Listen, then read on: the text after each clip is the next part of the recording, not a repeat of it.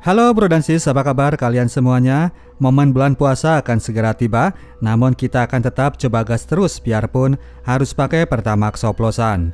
Hari ini kita akan masuk lagi dalam materi pelajaran sejarah yang dimuat dalam film Harbin produksi Korea Selatan. Kabar-kabarnya, film ini adalah pemecah rekor box office di negaranya Han So-hee tersebut. Berkisah tentang geliat pemberontakan dalam rangka pembebasan negara Korea dari cengkeraman pihak Jepang. Momen kejadian di tahun 1909, periode masa penjajahan Korea oleh tetangganya negara Jepang. Kelompok paguyuban pemberontak Korea sedang melakukan rapat simposium untuk menentukan nasib yang akan mereka jatuhkan kepada salah seorang agen mereka. Ang Jung-gun sudah menghilang selama hampir 1 bulan setelah menjalankan sebuah misi yang berakibat kematian terhadap sejumlah kawan sejawat. Sebagian ada yang membela, namun sebagian besar yang marah menginginkan agar orang itu dikasih sanksi berat dan tegas. Tidak lama kemudian datanglah orang yang mereka tunggu-tunggu. Ang Jung-gun datang dengan perasaan sesal, ia pun turun untuk menemui para rekan di ruang basement. Pembelanya yang tadi masih tetap menyambutnya, namun pihak lain, terutama seseorang yang bernama Lee Dong-jae, sama sekali tidak mau membuka pintu maaf. Diceritakan bahwa pada waktu 40 hari sebelumnya, kelompok mereka sedang mengintai keberadaan pos pasukan Jepang di pesisir Sungai Tumen di perbatasan antara wilayah Cina Manchuria, Korea sebelah utara dan Kekaisaran Rusia. An yang saat itu berperan sebagai pemimpin operasi tersebut. Setelah dilakukan pengamatan, mereka melihat bahwa armada Jepang ini masih terlalu banyak dibanding jumlah mereka. Strategi pun akhirnya ditentukan untuk bisa memberangus pasukan yang sedang tidak siaga itu. Pasukan Korea melakukan positioning dari berbagai arah. An yang kemudian memimpin penyerangan yang mereka lakukan secara serentak dari berbagai sisi.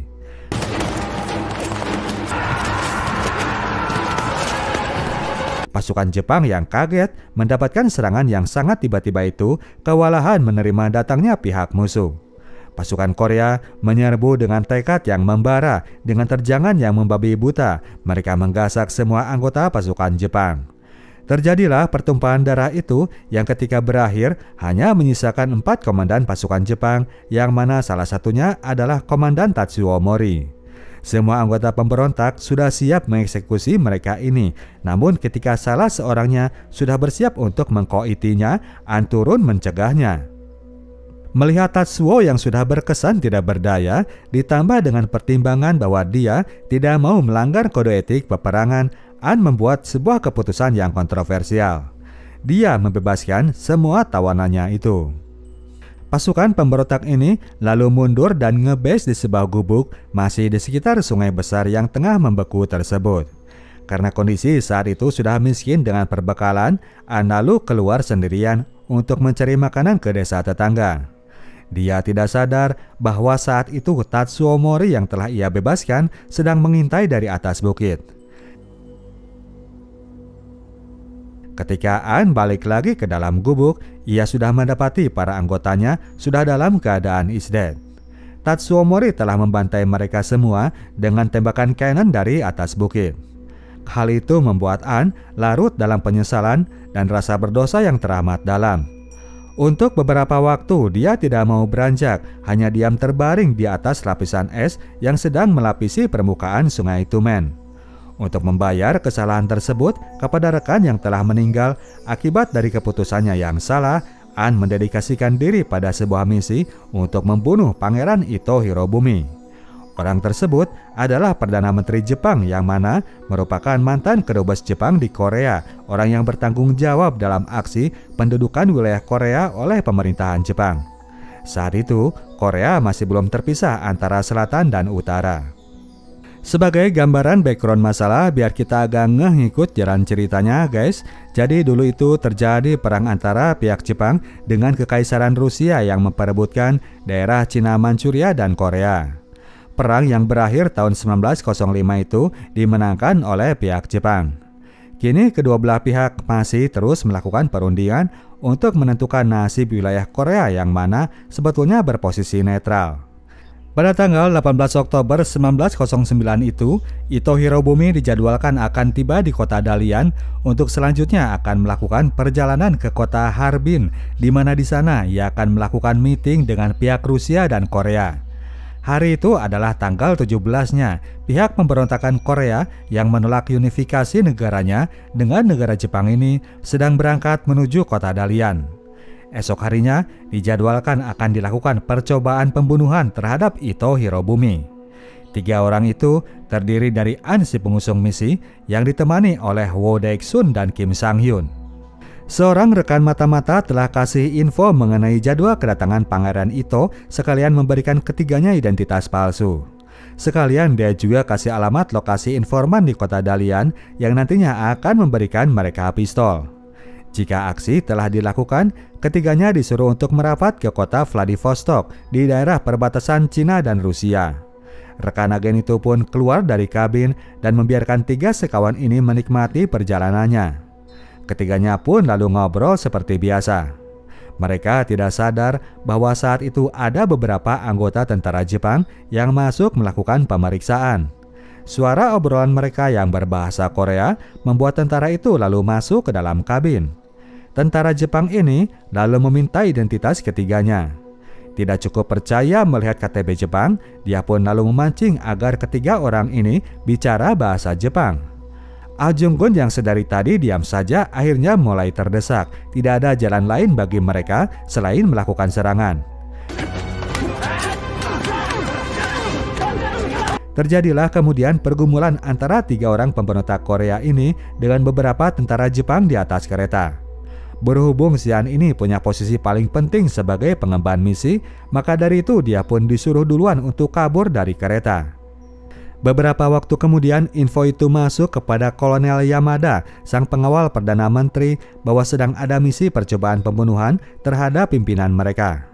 Nama Ah Jung-gun sudah terungkap dan di dalam sel tersebut terdengar suara jerit siksaan terhadap seseorang.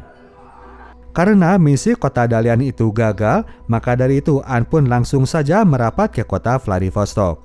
Di sana ia langsung merapat ke rumah Choi Hae-young, seorang aktivis kemerdekaan Korea yang telah menetap di kota tersebut. Di sana ia dipertemukan pula dengan 2 aktivis lain, yang mana salah satunya adalah Lee Chang-seok. 2 agen rekan An ternyata belum diketahui kabar beritanya. Beberapa waktu kemudian datang salah seorang di antara mereka, yaitu Kim Sang-hyun tanpa ditemani oleh Woo Daek-sun.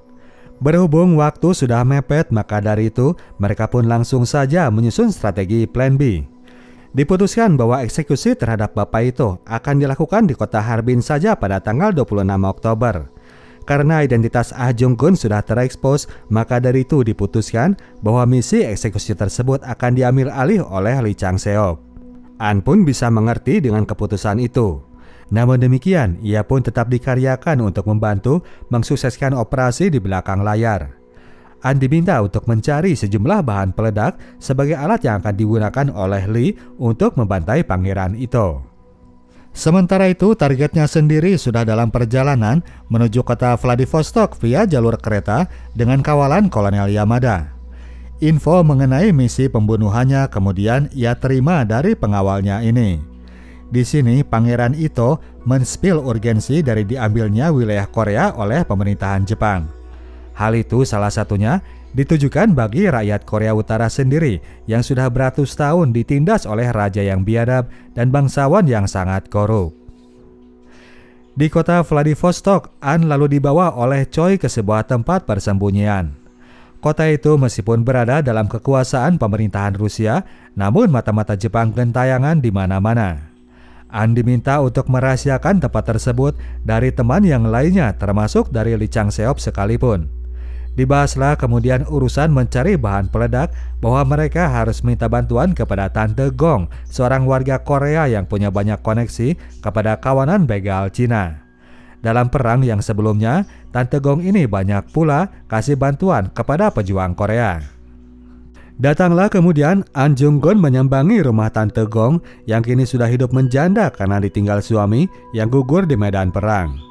Ketika diminta bantuan pengadaan bahan peledak, Tante Gong minta waktu beberapa hari. Namun karena permintaan dari An sifatnya sangat mendesak, maka dari itu sang tante memintanya agar esok hari ia ikut menyambangi desa Sangmu untuk menemui kepala komplotan begal kenalannya.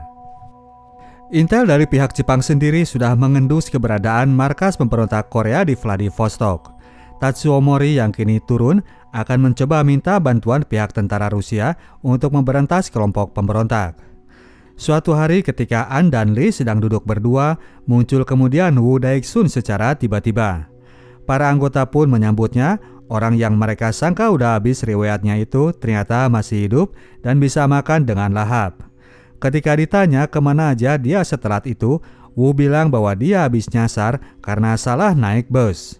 Anggota lain mengiyakan saja dan menyuruh Kim Sang-hyun untuk menemaninya beristirahat. Keluarlah dua anggota pengusung misi ini. Woo ingin mampir dulu ke sebuah bar. Di dalam, Lee Chang-seop mengambil keputusan untuk tidak menginclude Woo sebagai anggota operasi. Lee ingin mengantisipasi jika saja keterlibatan orang ini dikarenakan sempat ketangkap oleh pasukan Jepang. An keberatan dengan keputusan Lee, ia lebih prefer agar mereka tidak menduga-duga jika belum ada bukti yang valid. Lee merasa bahwa pendirian An ini adalah sebuah kenaifan. Hal itulah yang telah membuatnya dan membuat keputusan yang fatal. An tetap berpendirian bahwa jika ingin operasi ini berjalan sukses, harus ada kepercayaan terhadap sesama anggota. Woo dan Kim sendiri saat itu sudah tiba di sebuah kedai untuk bersantai.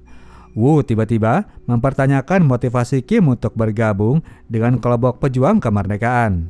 Mendengar jawaban Kim yang berkesan patriotik, Woo menanggapinya dengan sinis. Ucapan Woo selanjutnya sangat berkesan bahwa dia mulai ragu akan keberhasilan misi mereka ini. Meskipun demikian, ia coba menutupi dengan mengucap terima kasih atas jasa Kim yang sudah menolongnya di pertempuran yang sebelumnya. Esok harinya, An Jung-gun dengan ditemani oleh dua rekan bergabung dengan Tante Gong untuk melakukan perjalanan menuju ke desa Sangmu. Lokasi yang disebut sebagai desa Sangmu ini ternyata berada jauh di luar area Vladivostok. Mereka berempat harus mengarungi gurun pasir di perbatasan Cina Manchuria untuk mencapai lokasi tersebut. Sehari semalam perjalanan harus dilakukan untuk tiba di lokasi yang disebut desa itu, yang mana ternyata hanyalah markas perompak yang berada di sebuah gua tengah gurun. Baru esok paginya mereka berhasil tiba di lokasi yang dimaksud. Sang kepala begal yang menjadi pemimpin kelompok ini ternyata adalah veteran perang Korea, senior An dulu di pertempuran yang sebelumnya. Selepas perang itu, ia memilih ubah jalur menjadi seorang perampok kuda.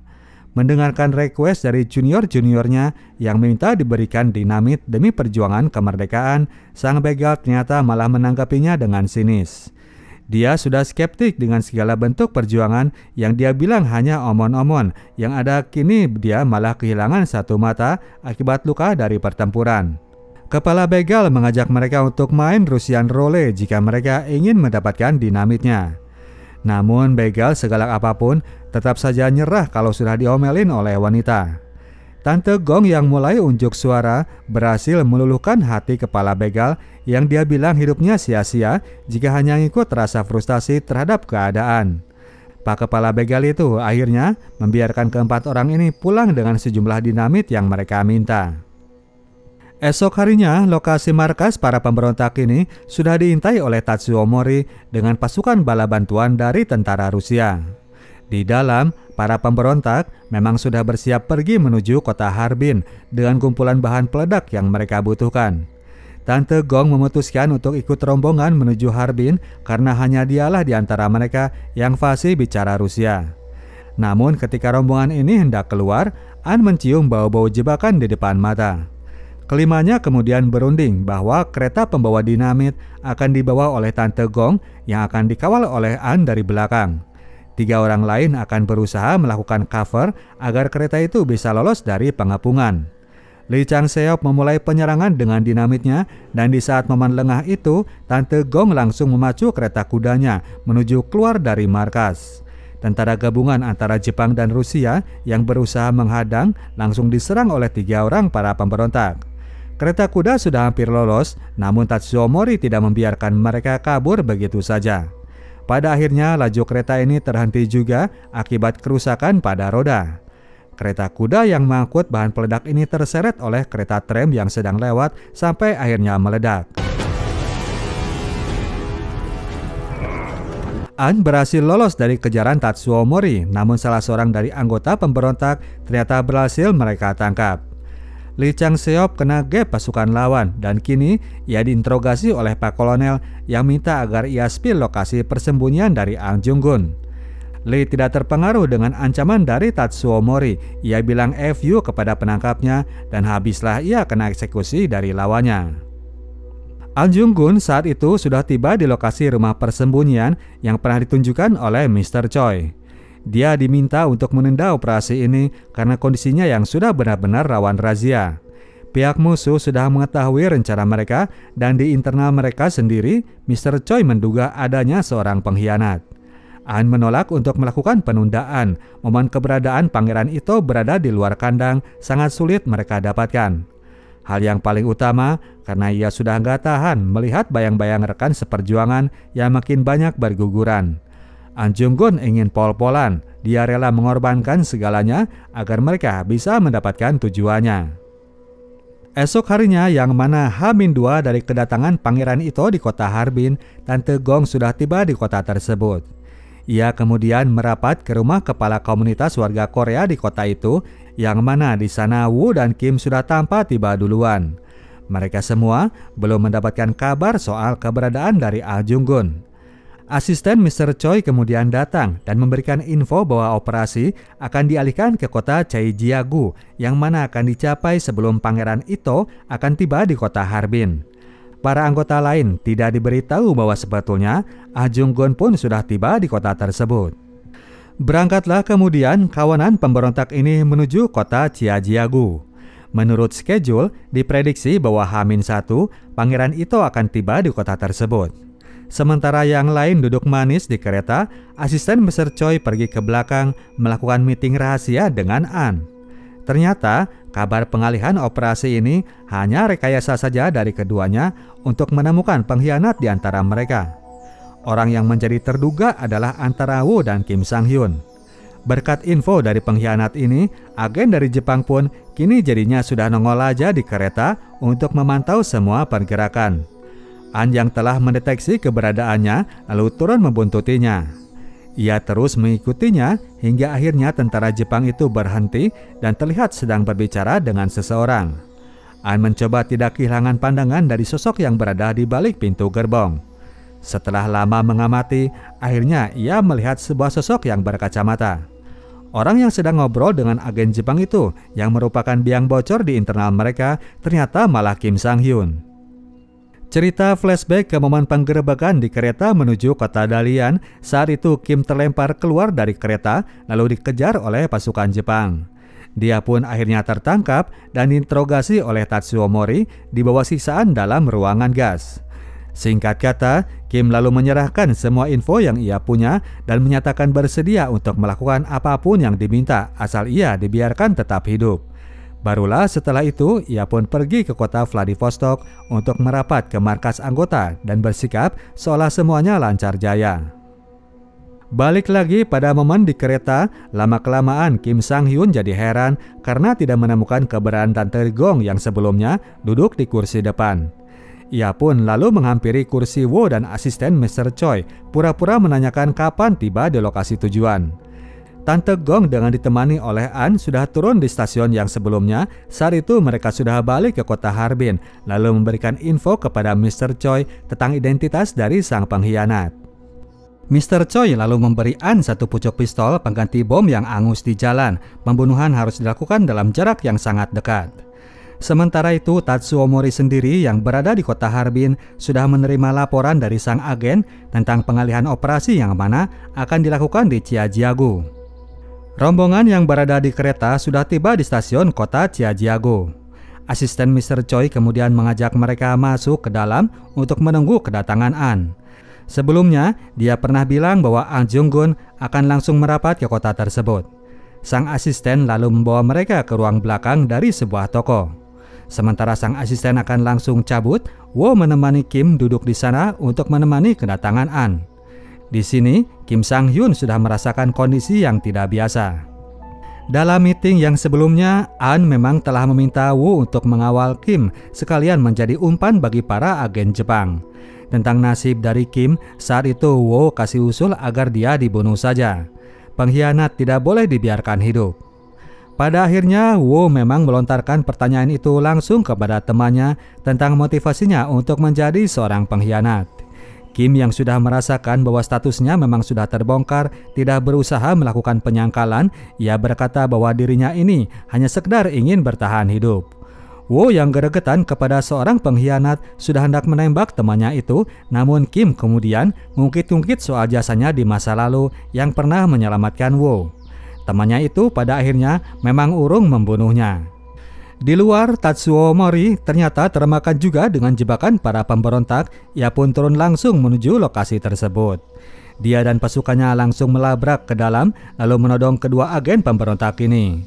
Kepada kedua orang ini, Mr. Tatsuo tetap kekeh ingin dikasih tahu keberadaan dari Ang Jung-gun.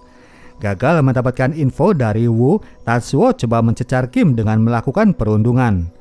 Ia baru sadar kalau ia sudah masuk jebakan ketika terdengar suara kereta lewat, yang mana itu adalah kereta yang membawa Pangeran Ito. Pada tanggal 26 Oktober itu, stasiun kota Harbin sudah penuh dengan kehadiran para warga dan pasukan pengamanan dari pihak Rusia. An sudah berada di antara kumpulan manusia itu, demikian juga dengan Tante Gong. An lalu menghampirinya dan menerima info bahwa momen penyambutan nantinya akan dilakukan di dalam kereta. Pihak dari kerajaan Rusia dan perwakilan pemerintah Korea akan melakukan perbincangan awal sebelum akhirnya turun dari kereta dan bergerak menuju lokasi pertemuan resmi. Ketika kereta tersebut tiba di stasiun Harbin, para delegasi dari 3 negara ini memang tidak langsung turun. Mereka terlebih dahulu bincang-bincang di dalam kereta. An lalu turun menyelinap di antara kumpulan warga yang memenuhi ruangan stasiun untuk menyambut kedatangan para orang penting itu. Tiba akhirnya momen ketika Pangeran Ito Hirobumi turun dari kereta. An terus membayangi pergerakan dari targetnya. Saat itu Tatsuo Mori dan kawan-kawan sendiri baru tiba di TKP. Ia pun langsung merangsek masuk mencoba menerobos kumpulan warga untuk mencegah aksi yang akan segera dilakukan oleh Ang Jung-gun. Tante Gong langsung menghadangnya dengan tusukan pisau. An pun tidak terbendung. Ia lalu melewati barikade pengawal dan langsung menembak target incarannya. Ito Hirobumi langsung tewas terkapar dan penembaknya langsung diamankan oleh pihak aparat. Laporan tersebut langsung tiba kepada Mr. Choi, yang mana orang yang memiliki publishing surat kabar itu langsung menebar kabar tersebut ke seluruh dunia. Setelah beberapa bulan menjalani tahanan di penjara Lusun, China, pada tanggal 26 Maret 1910, Ang Jung-gun dieksekusi dengan hukuman gantung. Sementara itu, Kim Sang-hyun sendiri yang ternyata masih hidup, masih berada dalam jeratan Tatsuo Mori yang berhasil survive dari tusukan Tante Gong. Sang kolonel Jepang ini memberi kabar bahwa Woo Daik-sun yang juga masih hidup sudah dikeluarkan dari penjara. Tatsuo Mori ingin memelihara agar Kim tetap menjadi suruhannya. Ia pun memberikan sejumlah uang sebagai upah untuk tugas berikut yang akan ia embankan selanjutnya. Tanpa terduga, tiba-tiba Kim Sang-hyun melancarkan serangan kilat dengan pisaunya yang tepat menusuk ke leher kolonel Jepang ini. Tatsuo Mori langsung mati seketika. Sebuah twist dihadirkan oleh film saat An menyuruh Woo untuk mengawal Kim dan Woo kasih usul untuk membunuhnya. Ang Jung-gun ternyata melarangnya. Ia bilang bahwa suatu saat brother mereka itu akan berubah pikiran. Sekarang itu dia cuma masih terhalang saja oleh rasa takut. An menyuruh Woo untuk memberikan brother mereka kesempatan. Kim memang saat itu datang dengan Woo dan Tante Gong. Ketiga orang yang sudah lelah dengan usaha perjuangan kemerdekaan itu akhirnya memutuskan untuk pergi keluar dari Vladivostok dan bergabung dengan abang seperjuangan di desa Sangmu. Setelah terjadinya momen pembunuhan Ito Hirobumi, pihak pejuang kemerdekaan Korea memang masih harus mengarungi masa yang panjang sampai akhirnya mereka berhasil mendapatkan kemerdekaannya. Momen itu baru terjadi 36 tahun kemudian ketika negara Jepang dalam keadaan ambruk efek dari Perang Dunia Kedua. Oke, demikianlah ceritanya Bro dan Sis. Kita tim Sinotok cabut dulu. Sampai jumpa di video kita selanjutnya. Ciao.